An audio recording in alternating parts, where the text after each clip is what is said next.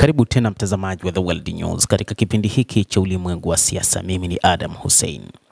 Miongoni mwa mivutano iliyoko katika Mashariki ya Kati ni pamoja na Israel pamoja na Iran. Lakini mzozo mkubwa ni juu ya Iran kumiliki silaha za kinyuklia. Lakini kwa nini Iran hairuhusiwi kumiliki silaha za kinyuklia?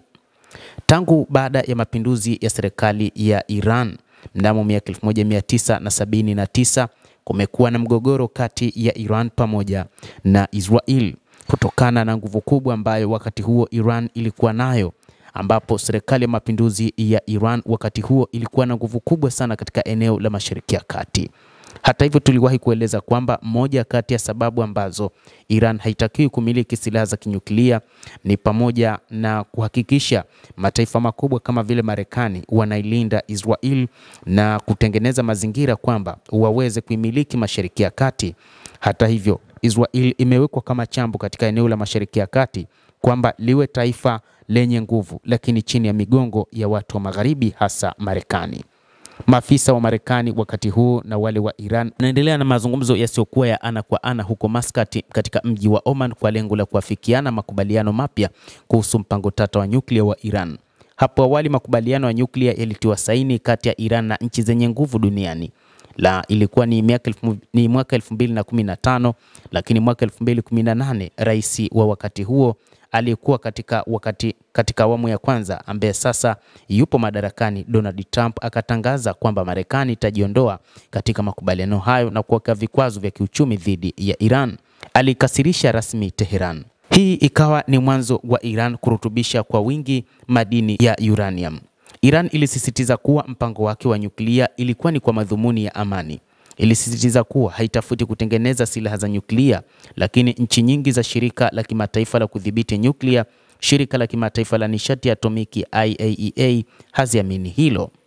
Mashaka kuhusu nia ya Iran yalizuka mwaka 2002 ilipogundulika kuwa nchi hiyo ina vifaa vya siri vya nyuklia. Hii ina maana kukiuka kile kinachoitwa mkataba wa kuzuia uenezaji wa nyuklia NPT uliotiwa saini na Iran na takribani nchi nyingine zote. NPT inaruhusu nchi kutumia teknolojia ya nyuklia kwa madhumuni yasiyokuwa ya kijeshi kama vile dawa, kilimo na nishati, lakini hairuhusu uundaji wa silaha za nyuklia. Hata hivyo, ikiwa hilo halitoshi, yapo mataifa ambayo yanazalisha nyuklia kila kukicha. Mfano wake ni Korea ya Kaskazini ya Bwana Kim Jong-un. Mara kadhaa Bwana Kim alikuwa akizindua makombora mbalimbali yakiwemo ya nyuklia. Licha ya kwamba mataifa magharibi pamoja na Marekani yalikuwa yakichukia, lakini kwa nini wakati huu ni Iran ambayo imekuwa ikiandamwa vibaya sana, huku wakiliacha taifa la Korea Kaskazini ambalo mara kadhaa limekuwa likizindua makombora hayo ya nyuklia? Sababu kubwa ni ile ile inayotajwa kwamba mpango ni kwa ajili ya kuilinda Israel. Wanataka watengeneze mazingira katika Mashariki ya Kati kwamba Israel chini ya mgongo wao iwe na umiliki katika eneo la ukanda wa Mashariki ya Kati. Lakini pia wanafahamu vyema kwamba Iran ni moja kati ya taifa ambalo lina wabunifu wengi. Hivyo wakiruhusu Iran kuwa na silaha za nyuklia, maana yake ni kwamba katika ukanda wa Mashariki ya Kati Iran itakuwa ni taifa tishio zaidi kuliko taifa lolote, na hivyo kutengeneza mazingira ya mataifa yao kutopata fursa tena ya kunyonya katika mataifa ya Mashariki ya Kati kama ambavyo wamenyonya katika mataifa mengine. Wataalamu wa mambo wanaeleza hivyo. Lakini Marekani na Israel zaidi wanataka kitu gani? Kauli ya Trump kuhusu mazungumzo ya Iran ilishangaza Israel, ingawa kwa muda mrefu amekuwa akisema kwamba atafanya mapatano bora kuliko yale ya JCPOA ya mwaka 2015. Iran hadi sasa imekataa kuyafanyia marekebisho mapatano hayo. Trump hapo awali alionya kwamba Iran itapigwa bomu ikiwa haitaki kutia saini mkataba mpya.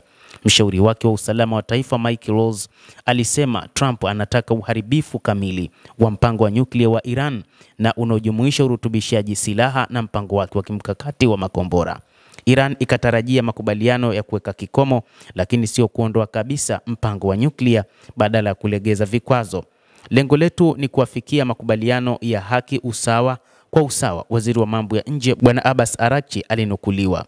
Ingawa Trump alisema kutakuwa na mazungumzo ya moja kwa moja, Araghchi alisema mazungumzo ya Oman hayatakuwa ya moja kwa moja na mazungumzo mafupi tu kati ya balozi wa Marekani Steve Witkoff yalifanyika walipokuwa wameondoka katika mkutano. Araghchi alisema kuwa Iran iko tayari kwa mazungumzo na Marekani, lakini Trump lazima kwanza akubali kuondoa vikwazo na akubali hakutakuwa na njia ya kijeshi.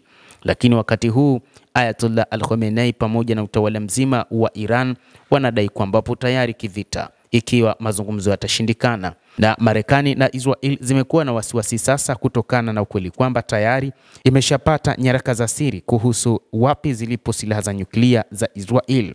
Israel inarutubisha silaha, na kwa mujibu wa Iran wamesema kwamba miongoni mwa nyaraka ni kwamba zimeonyesha Israel imeungwa mkono sana na IAEA, na hivyo wao hawataweza kuwasikiliza tena IAEA kwamba waachane na mpango wao wa nyuklia, zaidi wataendeleza mpango huo. Lakini wakati huu wanaonekana kwamba wamekuwa wakali sana, na hivyo Marekani ni kama vile wameiachia msala Israel ya kwamba yamekuwa ni maneno, lakini kivitendo kuna uwezekano mkubwa wakashiriki katika mapambano. Lakini namna ambavyo Iran imejipanga na namna viongozi wake wanavyoeleza ni wazi wapo tayari kwa ajili ya mapambano zaidi kuliko mazungumzo, kwa sababu mazungumzo yanaonekana kukwama kutokana na kwamba Iran haipo tayari kuona inaachana na mpango huo, kama ambavyo hakuna taifa ulimwenguni linaloweza kuachana na mpango huo, anaeleza Abbas Araghchi.